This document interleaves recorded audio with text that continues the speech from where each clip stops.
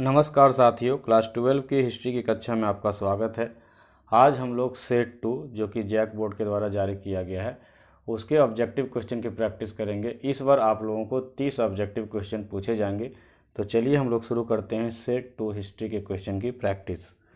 तो पहला क्वेश्चन आपके सामने है कि मोहनजोदड़ो का उत्खनन किया था, किसने किया था? R.S. विष्ट ने, R.D. बनर्जी ने, जॉन मार्शल ने या इनमें से कोई नहीं। तो साथियों, मोहनजोदड़ो का उत्खनन करने वाले जो व्यक्ति हैं वो हैं R.D. बनर्जी अर्थात राखल दास बनर्जी। नेक्स्ट क्वेश्चन, हल के साक्ष्य कहाँ से प्राप्त हुए हैं? कालीबंगा से, लोथल से, हड़प्पा से या मोहनजोदड़ो से? तो बताइए, हल का साक्ष्य जो है वो कहाँ से प्राप्त हुआ है? कालीबंगा, लोथल, हड़प्पा या मोहनजोदड़ो? तो साथियों, इसका सही आंसर जो होगा वो कालीबंगा होगा। हल के साक्ष्य प्राप्त हुए हैं कालीबंगा से। नेक्स्ट क्वेश्चन, महाजनपद कितने थे? तो महाजनपदों की संख्या बताइए। Option A 17, option B 14, option C 18 या ऑप्शन बी 16। तो ये बहुत ही आसान क्वेश्चन है। आप लोग जानते हैं कि हमारा भारत जो है वह 16 महाजनपदों में बटा हुआ, तो हमारा उत्तर जो है वह 16 होगा। सांची स्थित है, सांची में एक स्तूप है, बौद्ध स्तूप है। तो बताइए कि सांची कहाँ पर स्थित है? भोपाल के निकट, इंदौर के निकट, दिल्ली के निकट या आगरा के निकट? तो सांची साथियों वह भोपाल के निकट है, मध्य प्रदेश में है, यह सबको जानते हैं, लेकिन मध्य प्रदेश में यह भोपाल के निकट है। धम्म की भाषा क्या है? धम्म के बारे में आप लोगों ने सुना होगा कि सम्राट अशोक जो थे वो जब बौद्ध धर्म में दीक्षित हो गए तो बौद्ध धर्म के उपदेशों को धम्म में वो लिखवाने लगे, उत्कीर्ण करवाने लगे। तो उनकी भाषा क्या थी? देवनागरी, प्राकृत, पाली या इनमें से कोई नहीं? तो साथियों, धम्म की भाषा प्राकृत थी, तो हमारा उत्तर होगा प्राकृत। नेक्स्ट, तक्षशिला अभी कहाँ स्थित है? तक्षशिला विश्वविद्यालय कहाँ स्थित है? तो आप लोग जानते हैं कि उस समय तक्षशिला, विक्रमशिला और नालंदा विश्वविद्यालय जो शिक्षा के भारत में प्रमुख केंद्र थे। तो तक्षशिला वर्तमान में कहाँ पड़ता है? नेपाल में, भारत में, पाकिस्तान में या बर्मा में?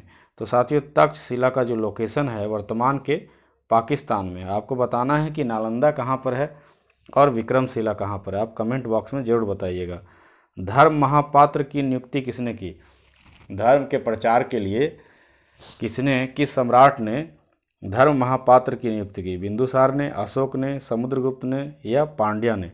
तो साथियों, धर्म महापात्र को नियुक्त करने वाले जो शासक थे वह सम्राट अशोक थे। नेक्स्ट क्वेश्चन, मौर्य वंश के संस्थापक कौन थे? मौर्य वंश बहुत ही महान वंश था, आप लोग जानते ही हैं। तो इसके संस्थापक कौन थे? अशोक, बिंदुसार, चंद्रगुप्त मौर्य या इनमें से कोई नहीं? तो साथियों, मौर्य वंश के संस्थापक चंद्रगुप्त मौर्य थे। चंद्रगुप्त मौर्य के बाद बिंदुसार हुए, बिंदुसार के बाद अशोक हुए। महात्मा बुद्ध का जन्म कहाँ हुआ था? सारनाथ, गया, लुम्बिनी या कुशीनगर? तो साथियों, महात्मा बुद्ध का जन्म लुम्बिनी में हुआ था और ये चारों जगह महात्मा बुद्ध से संबंधित हैं। गया में उन्हें ज्ञान प्राप्त हुआ था, सारनाथ में उन्होंने पहला प्रवचन दिया था और कुशीनगर में क्या हुआ था? आप कमेंट बॉक्स में बताइएगा। क्वेश्चन नंबर 10, चीनी यात्री फहियान भारत कब आया? मौर्य काल में, कुषाण काल में, गुप्त काल में या शक काल में? तो चीनी यात्री फहियान जो है वह किस काल में आया? तो ये आया था आपका गुप्त काल में। क्वेश्चन नंबर 11, नयनार संत पूजा करते थे शिव की, विष्णु की, इंद्र की या लक्ष्मी की? तो साथियों, नयनार संत जो थे वो शिव की पूजा करते थे और विष्णु की पूजा करने वाले क्या कहलाते थे? आप कमेंट बॉक्स में जरूर बताइएगा। बीजक में किसका उपदेश संग्रहित है? कबीर का, रामानंद का, गुरु नानक का या चैतन्य का? ये चारों ही भक्तिकालीन संत हैं। तो बीजक में किनका उपदेश संग्रहित है? तो साथियों, बीजक में कबीर के जो है उपदेश वो संग्रहित हैं। क्वेश्चन नंबर 13, मीराबाई के गुरु कौन थे? कबीर, गुरु नानक, रैदास या रामानंद? तो साथियों, मीराबाई जो वो क्षत्रियानी थी, लेकिन उनके गुरु रैदास जो थे वो हरिजन थे, मगर ज्ञान की कोई जाति नहीं होती, ज्ञानी की कोई जाति नहीं थे होती। तो मीराबाई के गुरु याद रख लीजिएगा आप, रैदास थे। अकबर के वित्त मंत्री कौन थे जिन्होंने अकबर की वित्तीय व्यवस्था को कितना अच्छा किया था? तो बीरबल, मान सिंह, टोडरमल या अबुल फजल? तो साथ ही अकबर के वित्त मंत्री जो हैं वो टोडरमल थे। टोडरमल अकबर के पहले किस शासक के अधीन में काम किए हुए थे, यह भी अगर आप जानते हैं तो कमेंट बॉक्स में अवश्य बताइएगा। क्वेश्चन नंबर 15, जजिया कर किस लिए लिया जाता था, किससे लिया जाता था? जिम्मियों से, व्यापारियों से, बुद्धिजीवियों से या सैनिकों से? तो साथियों जजिया कर जो है वो जिम्मियों से लिया जाता था। जिम्मी का मतलब जो इस्लाम को नहीं मानते थे, अर्थात गैर इस्लाम वाले लोगों से जजिया कर लिया जाता था, जिसे सम्राट अकबर ने 1564 ईस्वी में समाप्त कर दिया था। 1563 ईस्वी में उन्होंने तीर्थ कर को समाप्त किया था और 1564 में जजिया कर को समाप्त किया था। इन्हीं कारणों से अकबर को महान शासक कहा जाता है। अकबर की राजधानी कहाँ थी? लाहौर, मुल्तान, दिल्ली या फतेहपुर सीकरी? तो साथियों अकबर की राजधानी जो है वो फतेहपुर सीकरी थी। Question number 17, British east India company की स्थापना कब हुई? 1600, 1605, 1610 या 1615? तो ब्रिटिश ईस्ट इंडिया की कंपनी की जो स्थापना है वह 1600 ईस्वी में हुई थी। क्वेश्चन नंबर 18, संथाल विद्रोह के नेतृत्वकर्ता कौन थे? बिरसा मुंडा, नीलांबर पीताम्बर, सिद्धू कानू या इनमें से कोई नहीं? तो साथियों संथाल विद्रोह जो था वो सिद्धू कानू के द्वारा जो है वो नेतृत्व इसको दिया गया था। तो हमारा आंसर सिद्धू कानू होगा। सिद्धू कानू 4 भाई थे, सिद्धू कानू, चांद भैरव और इनकी 2 बहन थी, फूलो और झानो। ये सभी स्वतंत्रता सेनानी थे। इन 6 लोगों ने, इन सभी भाई बहनों ने अंग्रेज़ों के खिलाफ मोर्चा खोला था। 1857 का विद्रोह कहाँ से प्रारंभ हुआ? अम्बाला से, मेरठ से, लखनऊ से या ग्वालियर से? तो साथियों 1857 का विद्रोह जो है वह मेरठ से स्टार्ट हुआ था।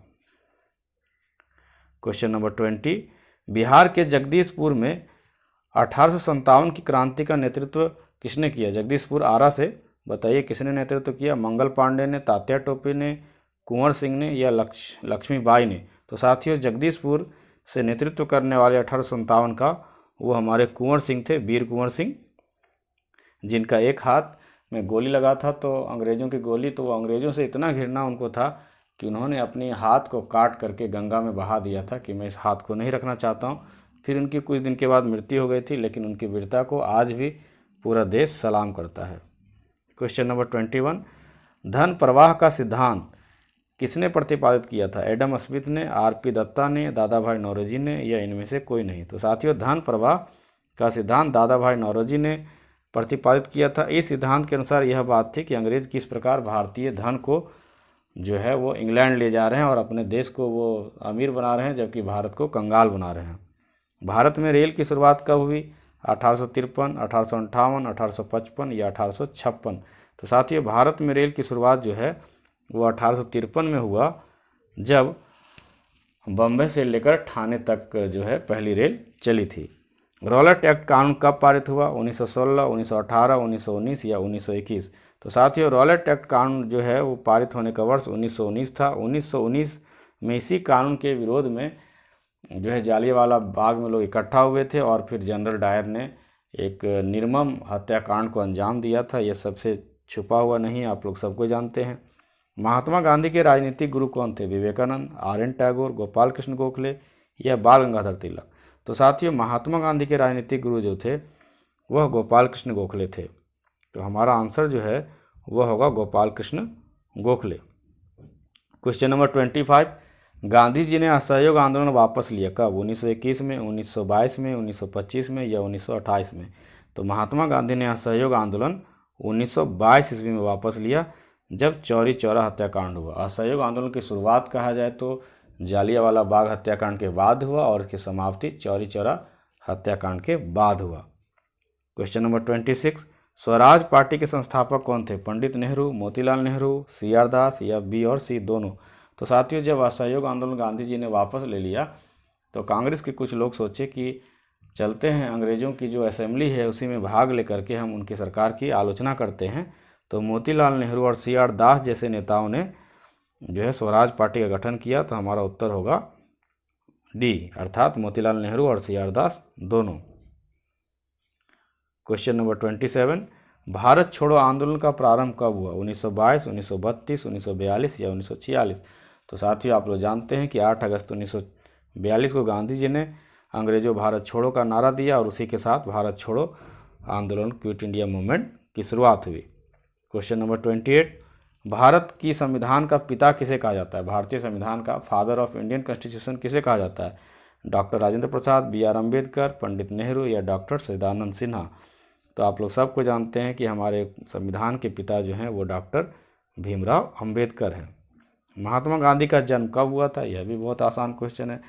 1857, 1869, 1905 या 1919? तो साथियों, यह जो है महात्मा गांधी का जन्म वो 2 अक्टूबर 1869 को हुआ था, यह भी आप जानते हैं। 2 अक्टूबर को एक और किस महापुरुष का जन्मदिन मनाया जाता है, यह आप कमेंट बॉक्स में लिखिएगा।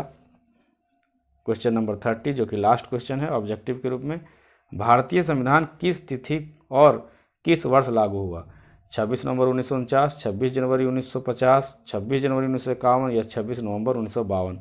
तो साथियों, 26 जनवरी 1950 को हमारा संविधान पूरी तरह से लागू हो गया। हालांकि यह 26 नवंबर 1949 को बनकर तैयार हो गया था, लेकिन जब 26 नवंबर 1949 को तैयार हो गया तो 26 जनवरी 1950 तक क्यों इंतज़ार किया गया 2 महीने का? अगर आप जानते हो तो कमेंट बॉक्स में अवश्य लिखिएगा। तो इस प्रकार हम लोगों ने आज 30 क्वेश्चन जो सेट 2 है इतिहास का उसकी प्रैक्टिस की, और इस प्रकार और भी मैं आपके लिए वीडियो लाता रहूँगा। यह वीडियो आपको कैसा लगा आप कमेंट बॉक्स में ज़रूर लिखें, और अगर आप हमारे चैनल पर नए हैं तो चैनल को सब्सक्राइब करना ना भूलें।